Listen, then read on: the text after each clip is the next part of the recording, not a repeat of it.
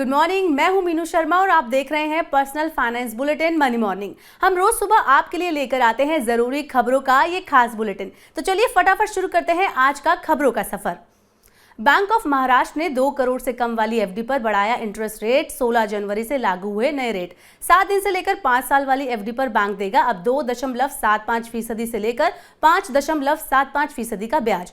200 दिन वाली एफडी पर बैंक कर रहा है सबसे ज्यादा 7% ब्याज की पेशकश। उत्तर प्रदेश में स्कूल फीस में मिलेगी 15% छूट। इलाहाबाद हाईकोर्ट ने सुनाया फैसला। हाईकोर्ट ने स्कूलों को कोरोना साल 2020-21 में ली गई फीस का 15% अभिभावकों को लौटाने का दिया है आदेश। ये फीस या तो आगे के सेशन में एडजस्ट की जाएगी या फिर छात्रों को वापस लौटाई जाएगी। गेहूं की कीमतों में आई जोरदार बढ़त। भाव 3000 रुपए प्रति क्विंटल पर पहुंचा। खुले बाजार से गेहूं की सप्लाई की कमी से बढ़ रहे हैं दाम। पूर्वी भारत में मंडियों में नहीं मिल रहा गेहूं। उत्तर प्रदेश की मंडियों में गेहूं का स्टॉक है बेहद कम। मांग में तेजी बनी रहने के चलते गेहूं की कीमतों में आ रहा है उछाल। शेयर बाजार में कारोबार के लिए फंड को ब्लॉक करने की मिलेगी सुविधा। सेबी ने फंड को ब्लॉक रखने का दिया प्रस्ताव। इस कदम से निवेशकों के पैसे का शेयर ब्रोकर नहीं कर पाएंगे दुरुपयोग। शेयर बाजार में फंड को ब्लॉक करने की सुविधा से निवेशकों को मिलेगी बैंक खाते में ब्लॉक की गई राशि से कारोबार करने की सहूलियत।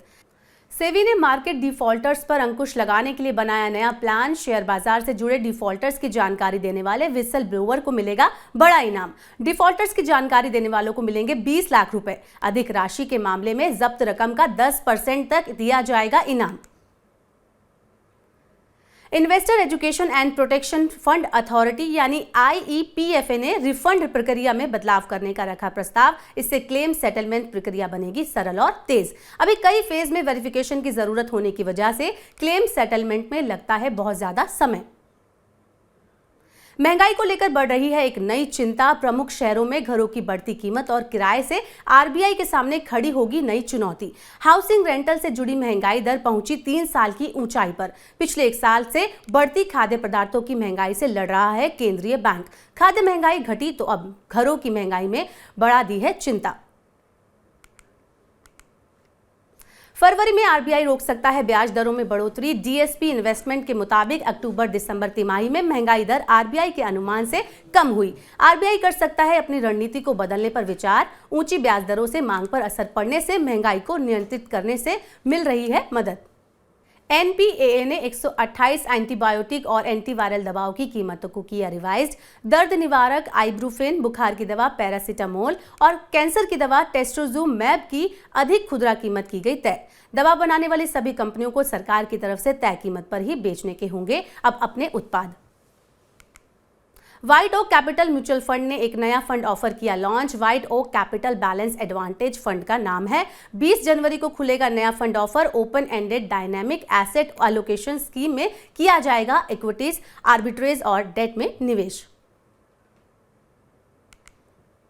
इनकम टैक्स रेट में हो सकता है बदलाव। 1 फरवरी को पेश होने वाले आम बजट में इनकम टैक्स के नए स्लैब की हो सकती है घोषणा। सरकार बढ़ा सकती है टैक्स फ्री इनकम की लिमिट। 2024 के चुनाव से पहले मध्य वर्ग के आयकर दाताओं को मिल सकती है बड़ी राहत।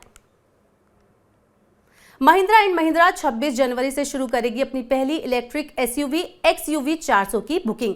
15.99 लाख रुपए है इसकी शुरुआती कीमत। मार्च से शुरू होगी डिलीवरी। कंपनी ने 1 साल में 20,000 इलेक्ट्रिक वाहन बेचने का रखा है लक्ष्य। उत्तर प्रदेश रेरा ने नई परियोजना के रजिस्ट्रेशन में आया 23% का उछाल। उत्तर प्रदेश में 2022 में कुल 215 परियोजना का हुआ रजिस्ट्रेशन। साल 2020 में 161 और 2021 में 174 परियोजना का हुआ था रजिस्ट्रेशन। पारदर्शिता लाने और उपभोक्ता बिल्डर्स के बीच विवादों के शीघ्र निपटान से बढ़ रहा है रियल एस्टेट क्षेत्र में कारोबार।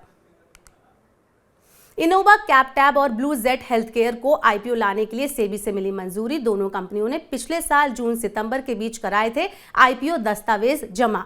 इनोवा कैपटैब IPO में करेगी 400 करोड़ रुपए के नए शेयर जारी। ब्लू जेट हेल्थ केयर का IPO पूरी तरह से होगा बिक्री पेशकश पर आधारित। बढ़ते भू राजनीतिक जोखिमों के बीच बड़ी संख्या में भारत के 93% CEO परिचालन लागत घटाने की तैयारी में।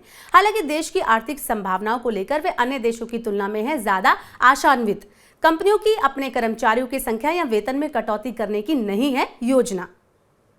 एयरटेल ने उदयपुर, जयपुर और कोटा में शुरू की 5G सेवाएं। फिलहाल कंपनी की 5G सेवाएं कुछ इलाकों में होंगी उपलब्ध। जैसे जैसे नेटवर्क का निर्माण पूरा होगा, एयरटेल 5G प्लस सेवाएं चरणबद्ध तरीके से दूसरे ग्राहकों के लिए होंगी उपलब्ध। तो फिलहाल के लिए आज की बुलेटिन में बस इतना ही। ये थी आज की तमाम बड़ी खबरें, जरूरी खबरें, महत्वपूर्ण खबरें। पर्सनल फाइनेंस की ऐसी ही अन्य खबरों के लिए सब्सक्राइब करें हमारे YouTube चैनल को और जरूर डाउनलोड करें मनी9 का मोबाइल ऐप। बने रहिए मनी9 के साथ। नमस्कार।